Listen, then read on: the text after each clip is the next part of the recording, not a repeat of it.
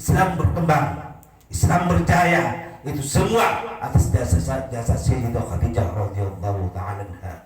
Dan Sayyidah Khadijah radhiyallahu anha seluruh hartanya, seluruh apa yang dia punya habis ludes untuk perjuangan baginda Rasulullah sallallahu alaihi wasallam. Kita tahu bahwa Sayyidah Khadijah adalah orang yang mulia, seorang pedagang sukses, orang terkaya di Mekah, hidup menderita, hidup miskin berkat untuk memperjuangkan, dikorbankan dirinya dan seluruh hartanya untuk baginda Rasulullah sallallahu alaihi wasallam, untuk perjuangan baginda Rasulullah sallallahu alaihi wasallam.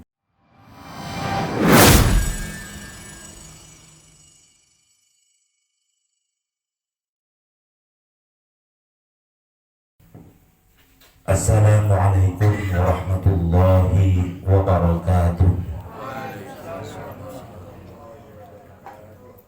Bismillahirrahmanirrahim.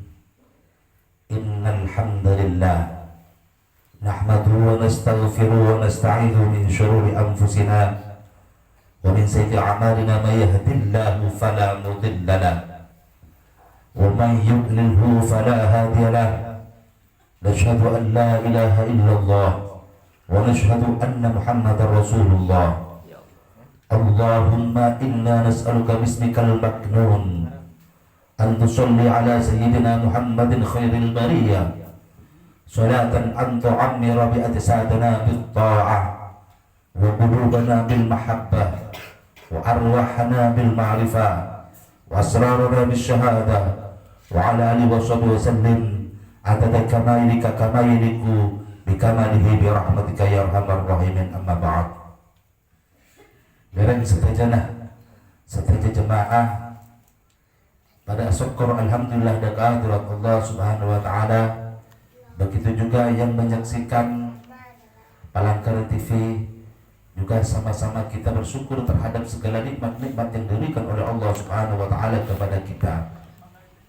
Nikmat Allah Ta'ala yang tiada terhingga dicurahkan kepada kita semua, terutama adalah nikmat sehat, nikmat iman, nikmat Islam, lebih-lebih nikmat kecintaan kita terhadap baginda Nabi besar Muhammad sallallahu alaihi wasallam. Salawat dan salam kami curahkan ke haribaan baginda Nabi besar Muhammad sallallahu alaihi wasallam yang telah membina dan membimbing kami dari jalan kesesatan menuju jalan hidayah, dari kegelapan menuju kepada nur atau terang. Juga pun sholawat dan salam semoga tercurah limpahkan terhadap keluarga dan seluruh sahabatnya dan seluruh para pengikutnya ila yaumil qiyamah. Alhamdulillah, kita dengan nikmat Allah Ta'ala bisa berkumpul dalam suasana bulan Rajab yang penuh dengan barakah. Sabda Rasulullah sallallahu alaihi wasallam, syahrul Rajab syahrullah. Bulan Rajab adalah bulannya Allah. Wa Sya'ban syahri, dan Sya'ban adalah bulanku. Wa Ramadan syahrul ummati, dan bulan Ramadan adalah bulan umatku. Yang dimaksud dengan syahrullah yaitu bulan-bulan yang diagungkan oleh Allah subhanahu wa ta'ala. Oleh karena itu dalam momentum Rajab ini kami bersama jemaah mengingat suatu peristiwa penting yang maha dahsyat yang tidak pernah terjadi sebelum dan sesudahnya, yaitu perjalanan baginda Rasulullah sallallahu alaihi wasallam Isra wal Mi'raj dari Makkah atau Masjidil Haram menuju Masjidil Aqsa, lalu Mi'raj ke mustawan. Allah Ta'ala berfirman dalam Al-Quran, subhanalladzi asra bi 'abdihi lailan minal Masjidil Haram ilal Masjidil Aqsa. Maha suci Zat yang menjalankan hambanya bi abdihi. Pakar-pakar tafsir, ulama-ulama tafsir telah sepakat dengan kalimat bi abdihi, yakni ruhuhu wa bi jasadihi, yakni adalah ruhnya dan jasadnya. Jadi baginda Rasulullah Shallallahu Alaihi Wasallam dijalankan oleh Allah Taala dari Masjidil Haram menuju Masjidil Aqsa. Ini adalah dasar dan ruhnya, tidak ruhnya saja. Makanya di ayat ini Allah Taala berfirman Subhana. Kata Subhana adalah kata Subhana adalah kalimat ta'ajub, sesuatu peristiwa yang sangat menakjubkan yang tiada bandingnya, yaitu perjalanan hambanya. Allah Ta'ala menjalankan hambanya dari Masjidil Haram menuju Masjidil Aqsa. Menurut kisah yang dikisahkan oleh Syekh Ahmad Ad-Dardiri dalam kitabnya Ad-Dardir, suatu saat di waktu malam yang penuh mubarakah, Rasulullah SAW didatangi oleh malaikat Jibril dan Mikail beserta beberapa malaikat yang lain. Waktu itu Rasulullah SAW ada dalam suatu riwayat berada di dalam beliau. Ada suatu riwayat waktu beliau berada dekat dengan Ka'bah. Walhasil malaikat Jibril membawa Rasulullah Sallallahu Alaihi Wasallam beserta malaikat Mikail dekat sumber Zamzam, yaitu di Multazam. Kemudian malaikat Jibril membedah dada baginda Rasulullah Sallallahu Alaihi Wasallam, kemudian mengeluarkan hatinya, jantungnya dari tempatnya, dikeluarkan kemudian dibersihkan dengan menggunakan air Zamzam, sehingga qalbu Rasulullah Sallallahu Alaihi Wasallam bersih dari noda-noda, bersih dari keinginan berbuat dosa, bersih dari hal-hal yang jelek, bersih dari hal-hal yang tidak disukai oleh Allah Subhanahu Wa Taala. Apakah peristiwa pembedahan dada Rasulullah dilakukan sebelum peristiwa Isra Mi'raj saja? Tidak. Juga pun dalam maulid ini juga pun dikisahkan waktu Rasulullah Sallallahu Alaihi Wasallam masih kecil, waktu Rasulullah Sallallahu Alaihi Wasallam masih berumur 3 tahun, sudah dibedah dengan 3 malaikat. Ada yang mengatakan 2 malaikat, yakni malaikat Jibril dan Mikail.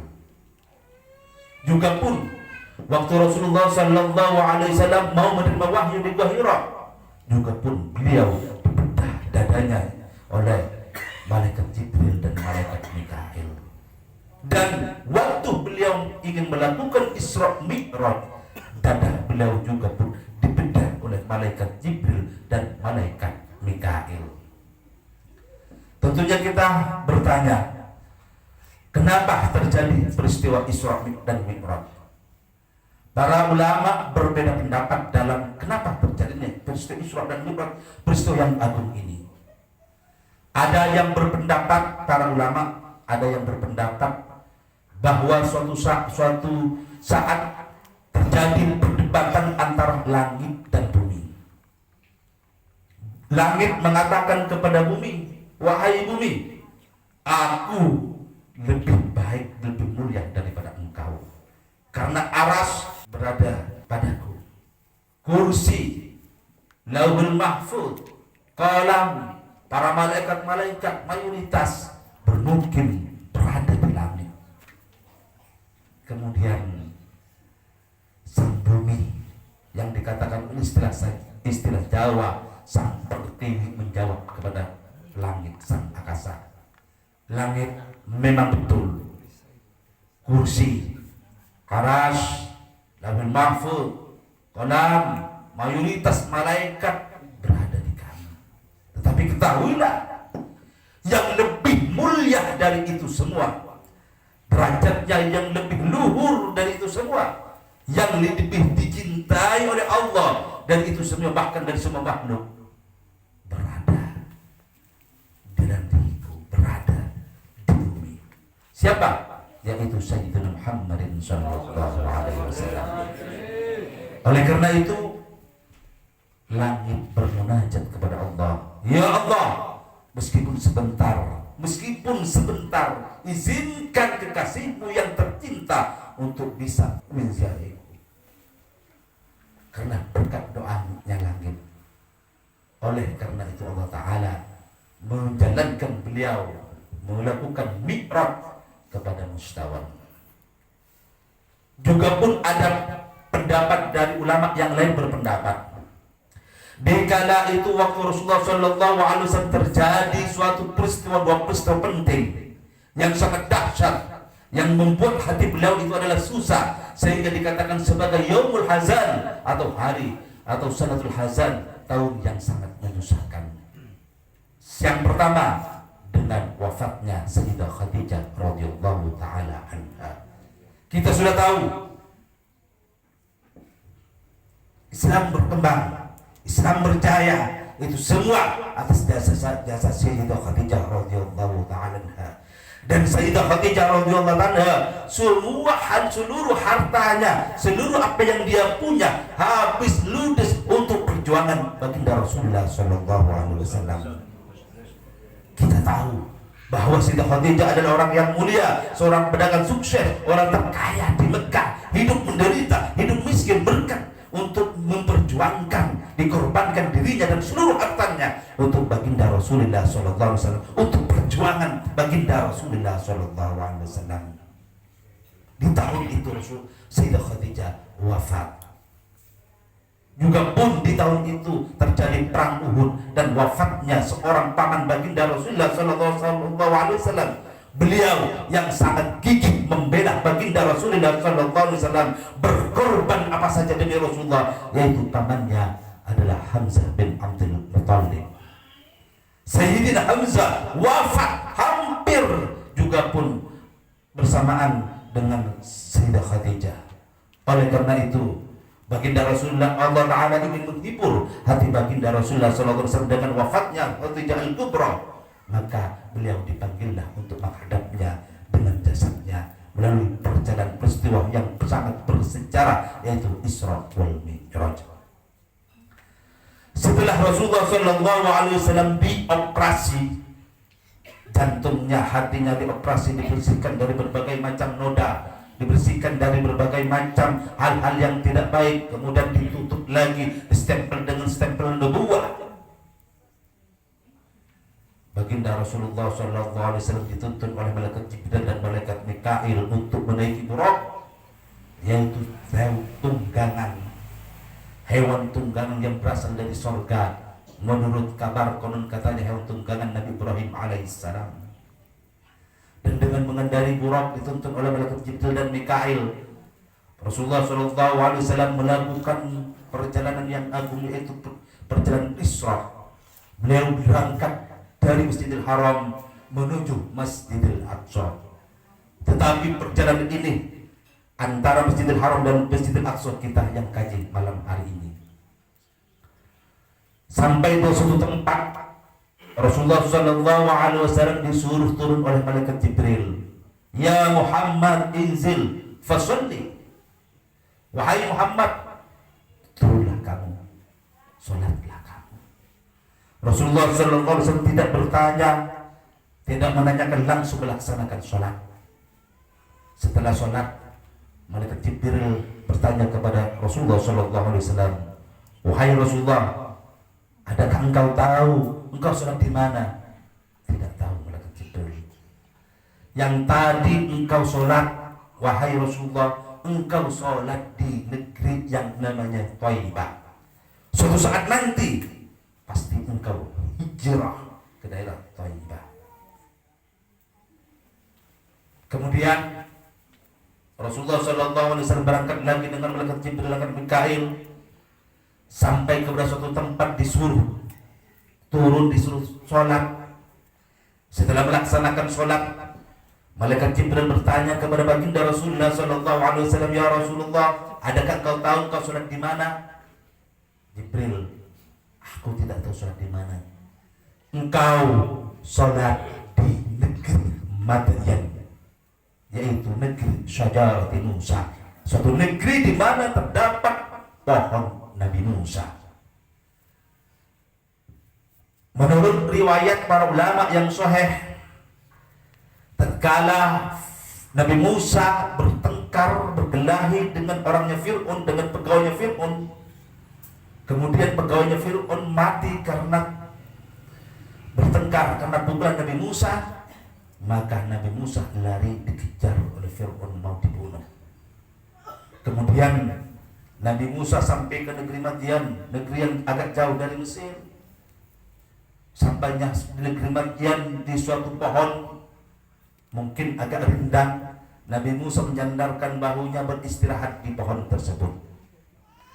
Di dekat pohon tersebut ada sumur di mana penduduk Madian antri untuk mengambil air tersebut. Di antara orang-orang yang antri terhadap dua putri bersaudara. Dua putri tersebut adalah putri-putri Nabi Syuaib alaihi salam. Mereka dalam antrian agak lemah. Oleh karena itu Nabi Musa alaihi salam menolong kedua putri tersebut untuk mengambilkan air. Sehingga sampainya putri tersebut kepada Nabi Syuaib bercerita tentang kejadian tersebut, maka si putri tersebut, putrinya Nabi Syuaib, berkata kepada Nabi Syuaib, wahai ayahandaku, sangat baik jikalau engkau menjadikan dia yang membantu kami sebagai pembantu, karena dia dapat dipercaya. Karena apa dia dipercaya? Dia meskipun membantu dua putri Nabi Syuaib tidak melihat, tak ngabes, penting membedakan apa itu yang berbini pas praktik cek ngabes. Malailah kuraki karek doana, wah bentar kota kita ngabes kangkok, roh jujur, mula jadi ngaran nggak ada. Itu mau tak jujur, itu mau mata kencang. Jadi dapat di pelajaran bagi kita. Mereka berbentuk peristiwa nikah istirahat Nabi Musa panika kajian mereka ekojak saja di Musa.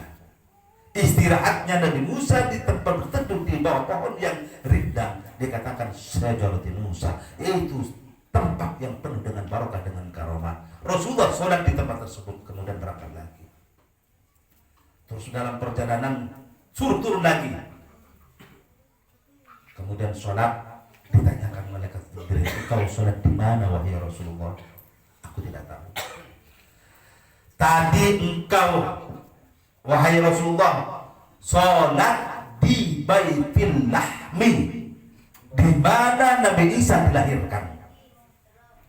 Nabi Isa alaihissalam lahir di suatu kota dekat Yerusalem namanya Baitul Lahmi atau Bethlehem.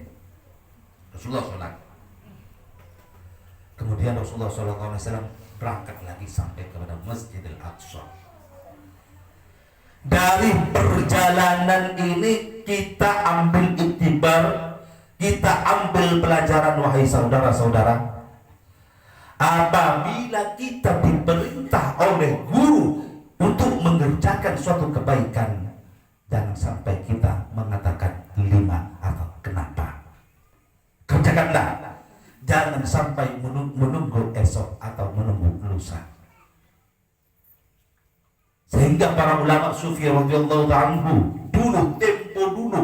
ulama tempo dulu, apabila diperintah oleh gurunya langsung dia mengerjakan tanpa menunggu esok atau lusa. Sampai-sampai di kitab Awariful Ma'arif dijelaskan, man qala li syaikhihi lima lam yuflih abada. Barang siapa yang mengatakan kepada syekhnya, kepada gurunya lima, kenapa? Maka dia tidak beruntung. Di antara adab kita terhadap guru, apa perintah guru, perintah kebaikan guru, kita kerjakan tanpa kita menunggu-nunggu atau kita menentangnya. Inilah iktibar daripada Rasulullah SAW diperintah oleh malaikat Jibril, meskipun secara makom, secara kedudukan malaikat Jibril jauh di bawah Rasulullah SAW. Rasulullah SAW jauh di atas malaikat Jibril, karena beliau Sayyidul Khalaiq, beliau adalah pimpinan penghulu dari segala makhluk. Beliau adalah Habibullah, makhluk yang paling dicintai oleh Allah, melebihi makamnya malaikat Jibril. Akan tetapi malaikat Jibril walau bagaimanapun masih adalah guru Rasulullah Sallallahu Alaihi Wasallam. Karena wahyu yang mau disampaikan kepada Rasulullah melalui perantara malaikat Jibril. Meskipun guru kita atau mungkin murid kita, ulama-ulama terdahulu, mungkin muridnya lebih melampaui daripada gurunya di bidang maqam wal hal, tetapi tetap adab tetap dipergunakan. Mengenai adab masalah kepada guru, kita bisa berkaca kepada sejarah perjalanan Syekhona Muhammad Khalil radhiyallahu ta'ala, bagaimana beliau adabnya terhadap guru. Syekhona Khalil siapa yang tidak tahu tentang kealimannya, tentang kewaliannya, tentang kemasyhurannya, bahkan makbarahnya insya Allah secara nasional banyak orang yang menziarahinya. Beliau sejak kecil orang yang paling hormat dan paling menghargai gurunya. Bahkan sampai diceritakan beliau pernah berguru kepada Syekh Ali Rahbini di Makkah. Syekh Ali Rahbini adalah seorang syekh, yang tunanetra. Syekh Khalil setiap hampir subuh pasti ada di pintunya Syekh Ali Rahbini. Untuk apa? Biar dia dapat menuntun Syekh Ali Rahbini dan dapat diludahi oleh Syekh Ali Rahbini. Syekh Ali Rahbini setelah membuka pintu pasti dia meludah dulu. Ludahnya itu yang langsung diambil tabarukan oleh Syekh Khalil. Kemudian Syekh Ali Rahbini dituntun menuju Makkah, menuju Masjidil Haram.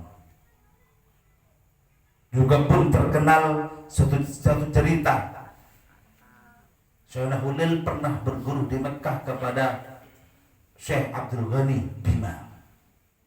Suatu saat Syekh Khalil sudah menjadi kiai, sudah banyak santrinya di Bangkalan, naik dokar. Kebetulan kudanya tangguh, kudanya bagus. Tanya pada sang pemilik dokar kepada kurir, kamu ini kudanya dari mana kok bagus? Oh, kuda saya ini dari Bima, beli dari Bima. Langsung Syekh Khalil turun. Padahal Bima itu lebih luas daripada Madura. Loh, kenapa Kiai kok turun? Enggak mau, saya enggak mau naik. Kenapa? Takut kuda ini adalah keturunan kuda guru saya. Takut kuda ini adalah keturunan kuda guru saya. Padahal Bima atau Sumbawa NTB sangat itu dari adab dan tata keramnya Syekhona Khalil Bangkalan. Bahkan Syekhona Khalil Bangkalan waktu mendok di Sidogiri, dari jarak hampir 10 kilo beliau sudah melepaskan terompaknya dari Arab Santan Sidogiri. Jadi mau ke Sidogiri, mau ke pondok, kebetulan Syekh Khalil tidak bermukim di pondok, bermukim di agak jauh dari pondok. Dia sebelum berangkat ke pondok, setiap kayu pasti baca Yasin. Ada kayu pasti baca Yasin. Ada kayu besar berhenti baca Yasin. Terompahnya Syekh Khalil dibuka demi menghormati gurunya. Oleh karena itu Allah Ta'ala meninggikan derajatnya Syekh Khalil. Ini itibar kepada kita semua. Terus dari pelajaran ini, kita kalau disuruh kebaikan kita laksanakan. Jangan kita menunggu atau apalagi kita ikhtiar terhadap perintah kebaikan tersebut. Dan dari pelajaran ini kita ambil itibar. Rasulullah Sallallahu Alaihi Wasallam rohaninya luar biasa, spiritualnya luar biasa, ma'rifatnya, musyahadahnya kepada Allah luar biasa. Akan tetapi dalam peristiwa ini kita ambil pelajaran, memberikan contoh, memberikan pelajaran terhadap kita.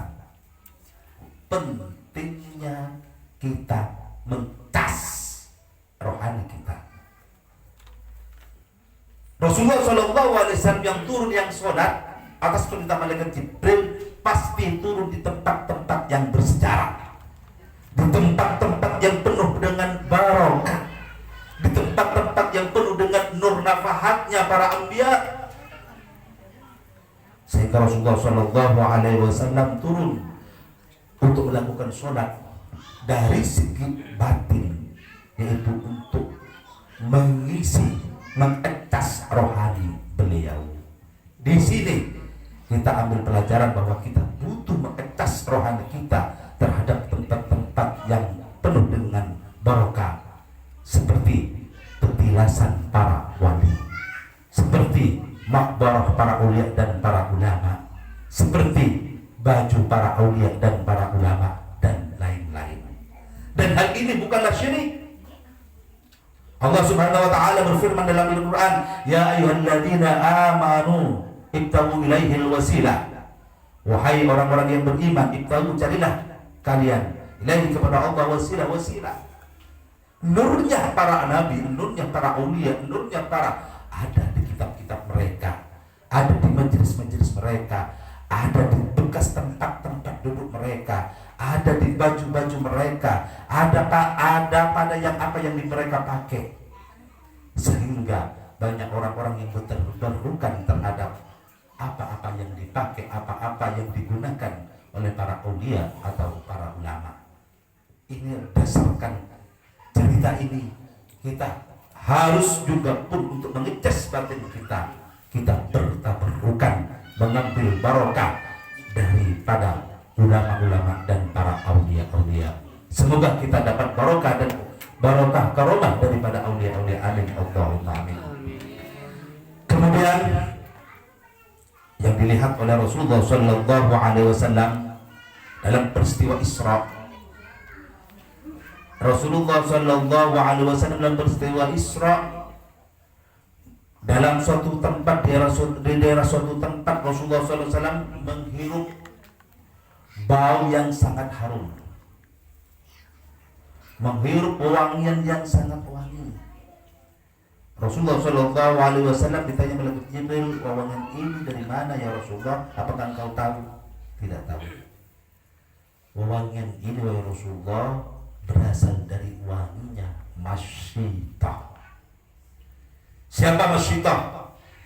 Masyitah adalah tukang sisir putri-putri Fir'aun, tukang Suriah, pembantu Nahkabulana Fir'aun. Suatu saat waktu Masyitah menyisir putri-putri Fir'aun, sisirnya jatuh. Masyitah berucap, ta'is Fir'aun, celaka Fir'aun. Putri Fir'aun bertanya kepada Masyitah, kalau begitu kamu tidak mengakui ayah saya sebagai Tuhan dan kamu menganggap ada Tuhan selain ayah saya. Ya betul, ayah kamu bukan Tuhan. Tuhanku, Tuhan ayah kamu yang menciptakan aku, yang menciptakan ayah kamu, yang menciptakan semua ini adalah Allah. Kalau begitu engkau akan kulaporkan terhadap ayah. Gak apa, silakan. Dilaporkan Masyitah oleh putri Fir'aun kepada Fir'aun. Fir'aun murka, dipanggilnya Masyitah. Masyitah, aku dengar kabar bahwa engkau mengakui Tuhan selainnya aku dan tidak mengakui aku sebagai Tuhan. Betul, Tuhanku dan Tuhanmu adalah Allah semata. Fir'aun, Masyitah, keluar kamu dari agama yang kamu anut. Kalau tidak, kamu dan seluruh keluargamu akan kubantai dan aku binasakan semua. Masyitah menjawab, tidak, saya tidak akan keluar dari agama saya dan keyakinan saya, biarpun aku dan seluruh keluargamu dibunuh oleh kamu. Kemudian Fir'aun menyuruh prajuritnya suruh mengambil kuali yang besar, bejen yang sing bareng maturang, bocor suraja, wali yang besar diisi air, kemudian di bawahnya kayu bakar dihidupkan sehingga airnya sangat mendidih. Api yang sangat luar biasa di bawah tungku, air yang sangat mendidih yang sangat panas diancamkan kepada masyito. Masyito, kalau engkau tidak keluar dari agamamu, kalau tidak engkau mengakui aku sebagai Tuhan, maka suamimu dan anak-anakmu akan lempar ke kuali ini. Masyito punya 2 orang anak laki-laki, yang satu masih dalam wayang. Ki nyuso situlah bekerja. Yang pertama suami yang dilemparkan, kemudian putranya yang tertua, kemudian putranya yang kecil. Masyito Ahsani merasa kasihan. Kemudian otomatis Allah Ta'ala memberikan kuasa bicara terhadap putranya yang masih kecil, yang masih nyuso. Wahai ibu, jangan engkau takut untuk mati karena Allah, untuk mati syahid. Kemudian Masyito merelakan anaknya yang kecil dilempar ke kuali. Syahidlah dia. Kemudian Masyito dilemparkan juga. Syahidlah sekeluarga dalam di jalan Allah, mempertahankan keyakinan kepada Allah. Apakah kita punya iman setangguh Masyito? Ini pertanyaan. Kalau Masyito mati syahid, surga jaminannya. Dan kita belum tentu mati syahid. Akan tetapi kita tetap berharap mati husnul khotimah dan mati syahid. Oleh karena itu kami ulang-ulang terhadap jemaah, terhadap seluruh muhibbin kami, niatkan dalam hidup kamu, niatkan dalam hidup kita untuk niat menuntut ilmu. Karena seorang penuntut ilmu kalau matinya adalah syahid. Minimal panjenengan ngaji kepada Al-Fajr 1 minggu 1 kali, atau yang ngaji kepada Al-Fajr lewat alat apa saja atau lewat medsos. Niatkan untuk menuntut ilmu akhirat. Kalau kita niat menuntut ilmu akhirat, maka matinya kita adalah mati syahid. Dan kemudian Rasulullah SAW melihat sekelompok kaum yang kepalanya dibentur-benturkan terhadap batu, hancur tadi lagi hancur seperti sedia kala lagi, dibenturkan lagi. Wahai malaikat Jibril, siapakah mereka? Malaikat Jibril menjawab, umat panjenengan ya Rasulullah yang berat untuk sholat. Bukan tidak sholat, berat melakukan sholat, kemudian kadang-kadang agak lambat, kadang-kadang sampai keluar dari waktu. Tidak mau sholat zuhur kecuali pukul 2:30, tidak mau sholat asar kecuali 5:30, tidak mau sholat subuh kecuali 6:30. Tafakul fi sholat, terasa berat untuk melaksanakan sholat. Hati-hati. Kemudian Rasulullah SAW melihat sekumpulan manusia berada di sungai darah, dilemparkan dari batu dari api neraka yang sangat panas. Auma ekotem. Ada nggak ekotem? Siapakah ya Rasulullah? Siapa kemarin Jibril itu? Itu umatmu yang melakukan praktek riba. Itu yang dilihat Rasulullah dalam perjalanan Isra-Nya. Itu sekelompok umatmu yang melakukan riba, baik secara individu atau secara kolektif, baik secara personal atau secara berjamaah. Kemudian Rasulullah SAW dilihatkan oleh Allah Ta'ala orang yang lidahnya dipotong sendiri, digunting sendiri. Siapa malaikat Jibril? Itulah umatmu yang sering ghaibah dan memfitnah orang lain. Esteteh, terutama ke kaum muslimah, panika lesan simak atau langcek sampai Allah bakal fitnah orang. Rasulullah SAW juga panika melihat sekelompok manusia orang yang makan busuk padahal di dekatnya ada daging baik. Yang dilahap dimakan daging-daging busuk, padahal dekatnya ada daging-daging yang sangat bagus. Sama kepada Jibril itu. Itulah orang-orang yang punya istri tapi masih nyontek.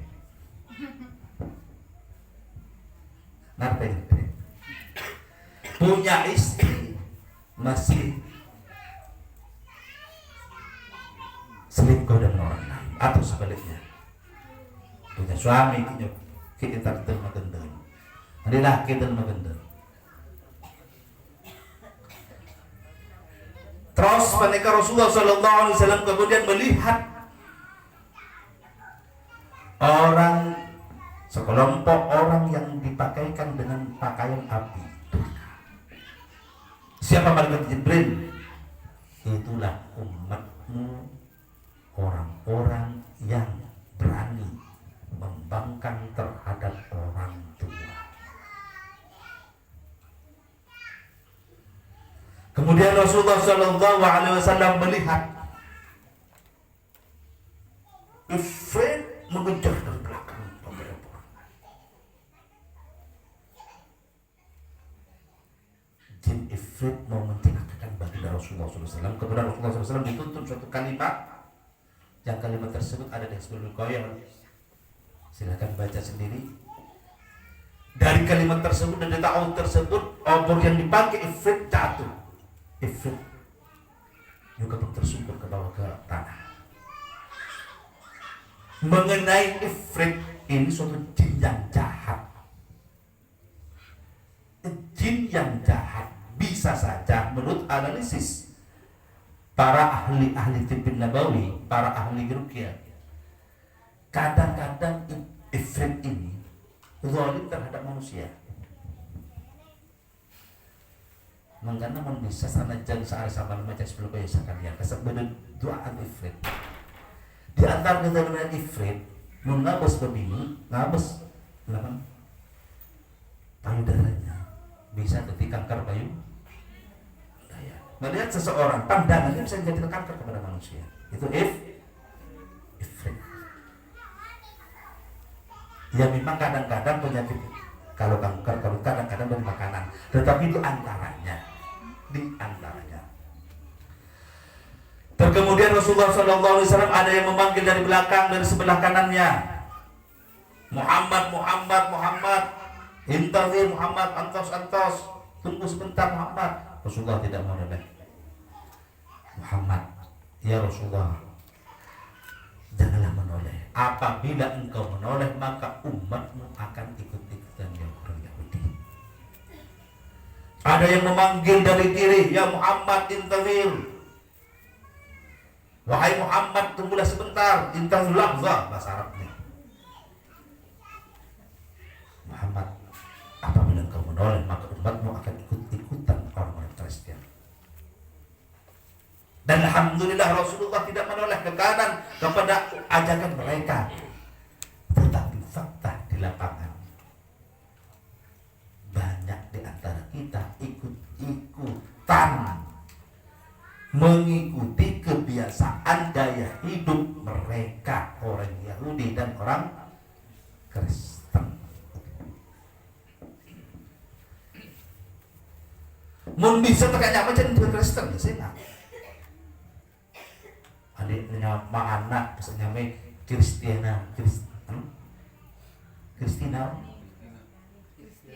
Kristiani duduk mah Natalia namanya Nata.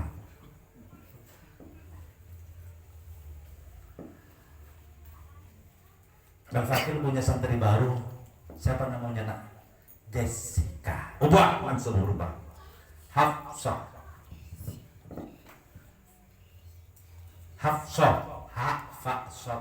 tak mabuta.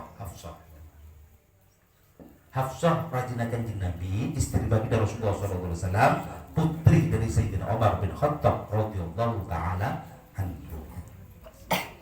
Kemudian ada yang manggil-manggil dari belakang. Tua-tua, rock,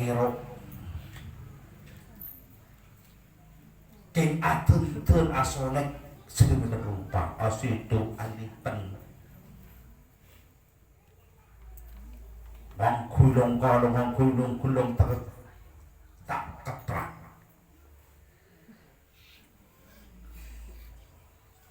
Siapa itu ya malaikat Jibril? Itulah dunia.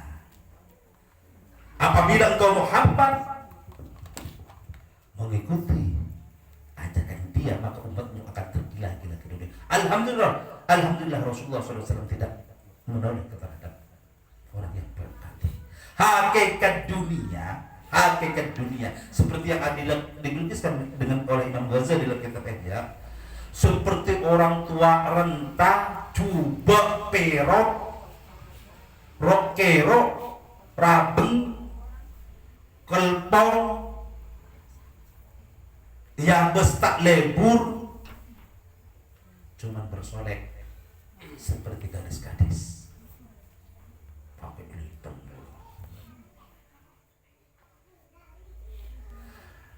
Apabila orang yang mencintainya, dunia berkata, kau kejar aku, engkau tidak akan kudapat mendapatkanku.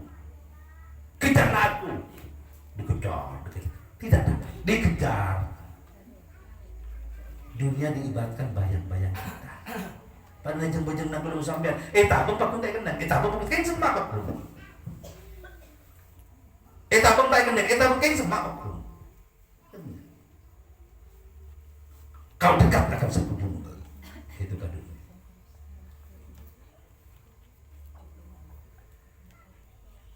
Dari nikah kita semua tuntun anak-anak kita, istri-istri kita jangan senang bersolek seperti soleknya orang jahili. Jangan bersolek seperti soleknya orang Yahudi, orang Nasrani. Kalau perlu pakai cadar. Yang suami tak pakai minyak bodoh. Menumbian Bang Rahman. Keluarga ngaku cadar, tak pakai minyak bodoh kok situ. Kok lipen, kok nikan, tak pada banyak benda. Kok betul si tak usah. Itu aja nanti pakai cadar, tak usah. Pengiritan, cedeng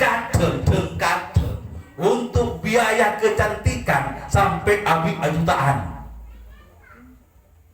Saya ada soki-soki, cuci muka kanu tak kerabim 1,5 juta.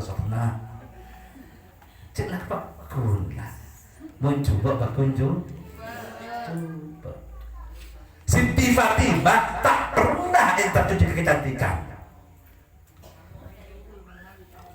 sombongan Siti Fatimah lembut tak pernah entar kecantikan. Tapi ceritanya Aki dia putri Rasulullah cantiknya luar biasa. Saya makin nikah, kecantikan, lakun bakun. Kalau bisa, tapi alhamdulillah banyak di antara ikhwan-ikhwan kita yang kawin dengan orang Tulungagung, orang Lamongan pakai cadar. Alhamdulillah, cadar tidak asing lagi. Cadar bukan hal yang hampir biasa di jemaah kita. Dan kalau bisa jemaah asli Saroka, jemaah pribumi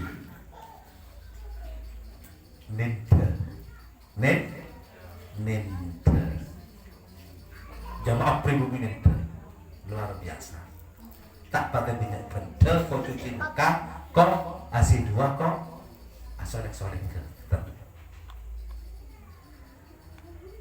Inilah yang diceritakan Al-Fakir tentang kisah Isra-nya Rasulullah SAW dan cerita tentang Mi'rajnya Rasulullah dan kajiannya terhadap diri kita akan dilanjutkan nanti tanggal 27 Rajab. Amin Allahumma amin. Semoga kita disahkan dan panjang umur. kepada seluruh jamaah yang ngaji langsung secara offline ataupun secara online atau yang menyaksikan pelanggan TV, yang menyaksikan.